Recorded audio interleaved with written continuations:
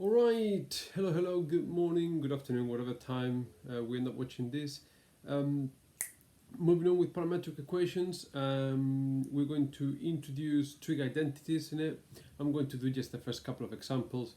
My suggestion to you, my recommendation is write down all your trig identities that you should know, have them nearby. It's just an exercise in substitution, okay? It is not much more complicated than that.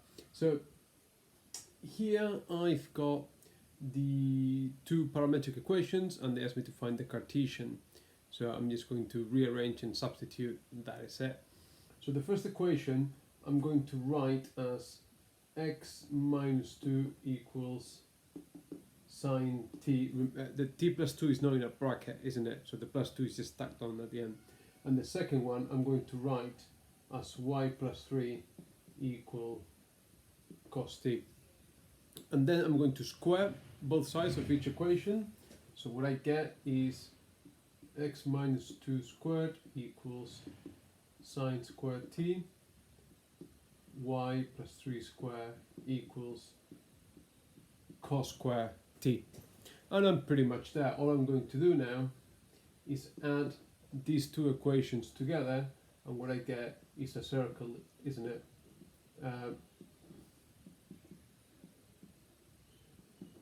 Because sine squared plus cos squared, we remember, is 1.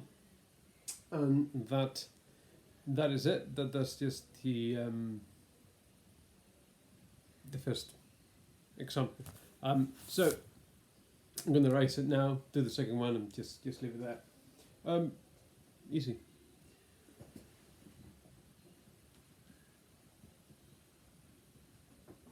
All right, for the next one, we've got that x equals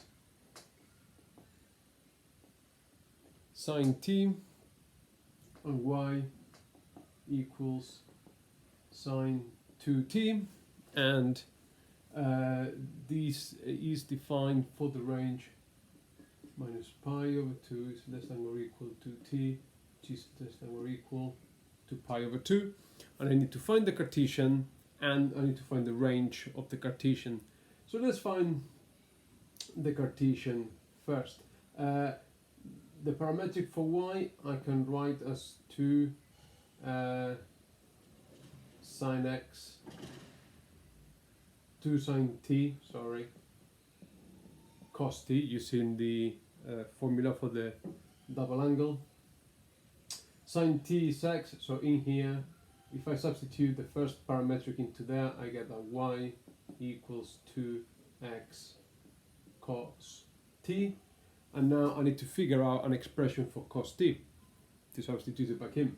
I'm going to go back to the parametric for x. I am going to square it. So if I take the first one,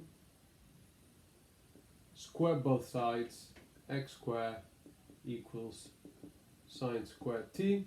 And if I use the basic trig identity, sine squared plus cos squared equals 1, x squared equals 1 minus cos squared t, rearrange, simplify, cos t is the root of 1 minus x squared.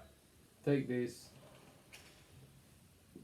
bang it into there, and what I get is that y equals 2x times 1 minus x squared, and that's the Cartesian, and that's sorted. Now I need to find the range. Now to find the range of the Cartesian, the easy thing to do is to remember that the range of the Cartesian is the range of the parametric for y. So let's find the range of the parametric for y. Now, it is bound between minus pi over 2 and pi over 2, which is between minus 90 and 90. Okay? Now, the thing is, if I just explore between minus 90 and 90, the sign of minus 90 and 90 is bound between minus 1 and 1. All right? And then if we multiply times, well, it'll be minus 1 and 1, right? However, this is sine of 2t. So when I put minus pi over 2, which is minus 90, and multiply by 2, it will be the sine of minus 180, which is 0. Okay, I hope that makes sense. And if I substitute pi over 2 in there, which is 90 degrees, multiply by 2 is 180 degrees, which is the sine is also 0. So you would think that the range is between 0, and that doesn't make sense. But just think a little bit about it. Because I've got a 2t there, if I just half everything in my range that's defined for t, I will have minus 45 degrees and plus 45 degrees. And when I substitute minus 45 degrees in there, multiply by 2, that makes a minus 90 degrees, which is your minus 1. And when I substitute 45 degrees in there, multiply by 2, is your positive 90 degrees. So the range is actually between minus 1, and that's the range of the Cartesian. And that is it. That's pretty much all you have to be careful with is the range. But hopefully that little bit made sense. And everything else is just basic algebra, substituting, rearranging, which I'm pretty certain you can all do. And just write down all your trig identities on a piece of paper, have them nearby. I hope you found that easy enough, and I'll see you next time. Bye.